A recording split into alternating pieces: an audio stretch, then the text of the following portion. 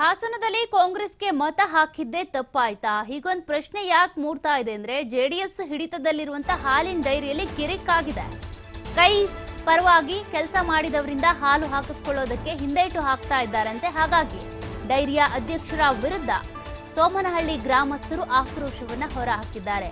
ಹಾಗಾದ್ರೆ ನಾವು ಕಾಂಗ್ರೆಸ್ಗೆ ಮತ ಹಾಕಿ ಕಾಂಗ್ರೆಸ್ ಸಂಸದರನ್ನ ಆಯ್ಕೆ ಮಾಡಿದ್ದೆ ತಪ್ಪಾಯ್ತಾ? ಕಾಂಗ್ರೆಸ್ ಪರವಾಗಿ ಕೆಲಸ ಮಾಡಿದ್ದೆ ತಪ್ಪಾಯ್ತಾ? ಡೈರಿ ಹಾಲು ಹಾಕೋದಕ್ಕೆ ಹೋದ್ರೆ ನಿರಾಕರಣೆ ಮಾಡ್ತಿದ್ದಾರೆ ಅನ್ನುವಂತ ಆರೋಪ ಕೇಳಿಬಂದಿದೆ. ಡಿಸಿ ಕಚೇರಿ ಬಳಿ ಹಾಲಿನ ಕ್ಯಾನ್ಗಳನ್ನ ಹಿಡಿದು ಪ್ರತಿಭಟನೆ ಮಾಡಿದ್ದಾರೆ ಹಾಲು ಉತ್ಪಾದಕರು.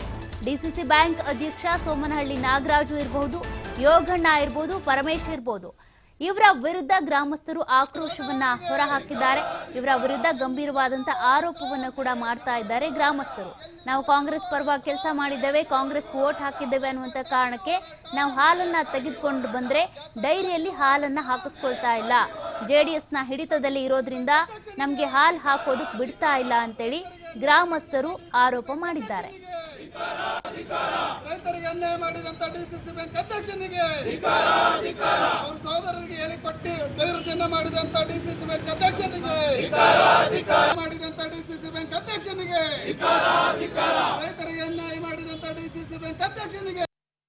ಏನಂದ್ರೆ ಹಾಸನ ತಾಲೂಕು ಉದ್ದ ಹೋಬಳಿ ಸೋಮನಹಳ್ಳಿ ಗ್ರಾಮ, ಹೊಳೆಯಪುರ ತಾಲೂಕು ಸೋಮನಹಳ್ಳಿ ಹಾಲು ಉತ್ಪಾದಕರ ಸಂಘಕ್ಕೆ ಹಾಲನ್ನು ಸರಬರಾಜು ಮಾಡುತ್ತಿದ್ದು, ಕಳೆದ ಲೋಕಸಭಾ ಚುನಾವಣೆಯಲ್ಲಿ ಕಾಂಗ್ರೆಸ್ ಪಕ್ಷದ ಪರವಾಗಿ ಕೆಲಸ ಮಾಡಿ ಕಾಂಗ್ರೆಸ್ ಪಕ್ಷಕ್ಕೆ ಹೆಚ್ಚಿನ ಮತಗಳನ್ನು ಕೊಡಿಸಿದ್ದರಿಂದ ಹತಾಶೆಗೊಂಡು ಗ್ರಾಮದ ಡಿಸಿಸಿ ಬ್ಯಾಂಕ್ ಅಧ್ಯಕ್ಷರಾದ ನಾಗರಾಜು ಅವರು, ಅವರ ಬೆಂಬಲಿಗರಾದ ಯೋಗಣ್ಣ, ಪರಮೇಶ, ಜಯಣ್ಣ, ರಮೇಶ ಹಾಗೂ ಮಧು ಮತ್ತು ಇತರರು ಸಂಘಕ್ಕೆ ಹಾಲು ಹಾಕಲು ಹೋದಾಗ ನಮ್ಮಗಳ ಮೇಲೆ ದೌರ್ಜನ್ಯ ಎಸಗಿ ದೈಹಿಕವಾಗಿ ಹಲ್ಲೆ ಮಾಡಿ ನಿಮ್ಮ ಹಾಲನ್ನು ಡೈರಿಗೆ ಹಾಕಿಸುವುದಿಲ್ಲ ಎಂದು ಡೈರಿಯಿಂದ ಹೊಡೆದು ತಳ್ಳಿದ್ದು, ನಾವುಗಳು ಸಂಘದ ಕಾರ್ಯದರ್ಶಿಯಾದ ನವೀನ್ ರವರನ್ನು ಪ್ರಶ್ನಿಸಲಾಗಿ ಆತ ಉಡಾಫೆಯಿಂದ ವರ್ತಿಸಿ ಬೆಂಬಲಿಸಿದ್ರು ಅಂತ ಹೇಳಿ ಏನಿಲ್ಲಿ ಸೇರಿದ್ದಾರೆ.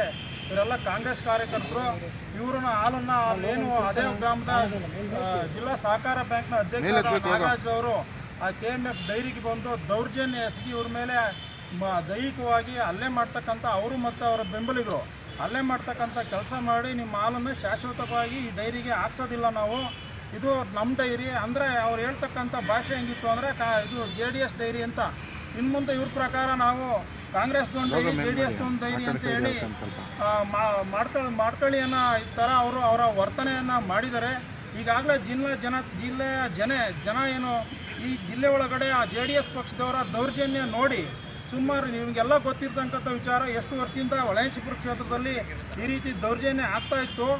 ಇವತ್ತು ಆ ಫಲಿತಾಂಶದಿಂದ ಜಿಲ್ಲಾ ಜನ ಏನಿರು ದೌರ್ಜನ್ಯಕ್ಕೆ ಸರಿಯಾದ ಉತ್ತರವನ್ನು ನೆನ್ನೆ ಫಲಿತಾಂಶದ ಮುಖಾಂತರ ಕೊಟ್ಟಿದ್ದಾರೆ. ಅದನ್ನಾದರೂ ಅವ್ರು ಅರ್ಥ ಮಾಡ್ಕೊಂಡು ಸರಿ ತಿದ್ಕೋಬೇಕಾಗಿತ್ತು. ಆದರೂ ಕೂಡ ಹತಾಶೆಗೊಂಡು ಒಬ್ಬ ಜವಾಬ್ದಾರಿ ಸ್ಥಾನದಲ್ಲಿರ್ತಕ್ಕಂಥ ನಾಗರಾಜು ಬಂದು ಸ್ವತಃ ಅವರೇ ಬಂದು ಇವ್ರ ಮೇಲೆ ಹಲ್ಲೆ ಮಾಡ್ತಕ್ಕಂಥ ಕೆಲಸ ಮಾಡಿ ಹಾಲನ್ನು ಹಾಕೋದಕ್ಕೆ ನಿಷೇಧವನ್ನು ಮಾಡ್ತಕ್ಕಂಥ ಕೆಲಸವನ್ನು ಮಾಡಿದ್ದಾರೆ. ಅಧಿಕಾರಿಗಳಿಗೆ ಮನವಿ ಕೊಡೋ ಮುಖಾಂತರ ಅವರ ಕ್ರಮವನ್ನು ಖಂಡಿಸ್ತಕ್ಕಂಥ ಕೆಲಸವನ್ನು ನಾಗರಾಜು, ಹಾಸನ ಡಿಸಿಸಿ ಬ್ಯಾಂಕ್ ಅಧ್ಯಕ್ಷರಾದಂಥ ನಾಗರಾಜು